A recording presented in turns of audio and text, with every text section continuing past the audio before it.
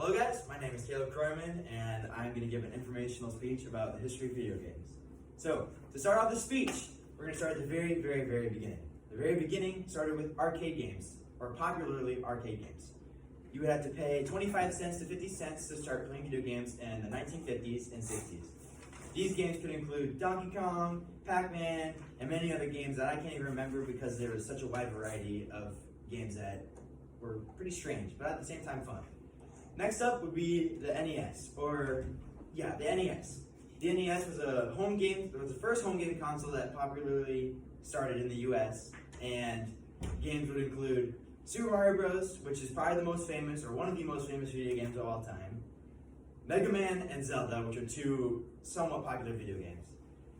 This NES started the home game consoles, which blew up in the US and made home gaming easier than ever before. Next up would be the Sega Genesis. This started the 16-bit era of video games, which made things faster, look better, and overall perform better at home on everyone's televisions. The main game that comes to mind, in my mind, is Sonic the Hedgehog.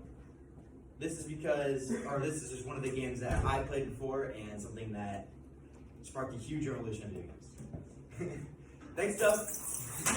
Next up would be the PlayStation, or not the PlayStation, it would be the SNES, Nintendo's SNES, the Super Nintendo Entertainment System. This built off of the Sega Genesis and created even more video games similar to the NES, but more detailed and they ran better. But it also sparked 3D gaming. And to build off of that, we'll start at the PlayStation. The PlayStation was massive, one of the most selling consoles of all time because it started 3D gaming. There was games like Need for Speed, Crash Bandicoot, and even GTA, which is popular even these days after so many years.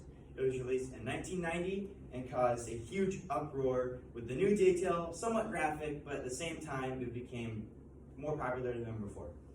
Next up would be the N64.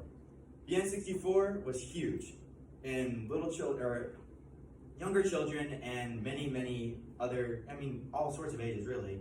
This was even better and bigger than the PlayStation, and it also started in 3D.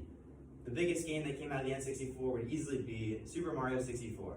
This game was huge and it really pinpointed how everyone wanted to make their video games and how they would be built on from then forward. Next up would be the GameCube.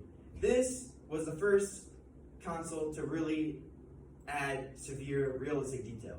These games, it would include games like Smash Brothers, multiple racing games, and even GTA for Nintendo consoles, which is kind of strange, but it makes sense in a way because it was popular. But after that, all it did was add more and more detail. Many more consoles were released and still get released to this day, and video games are still popular to this day. Video games has changed the way youth has used technology. The way they do this is that non-gamers and gamers are different. Non-gamers perform weaker during school and in school compared to gamers. Cleveland Clinic performed a test, on 2,200 children on how they performed. Half of them being non-gamers, other being gamers. The gamers performed better because they could focus easier and be better in general because of the way they prioritize video games. That is the end of my speech.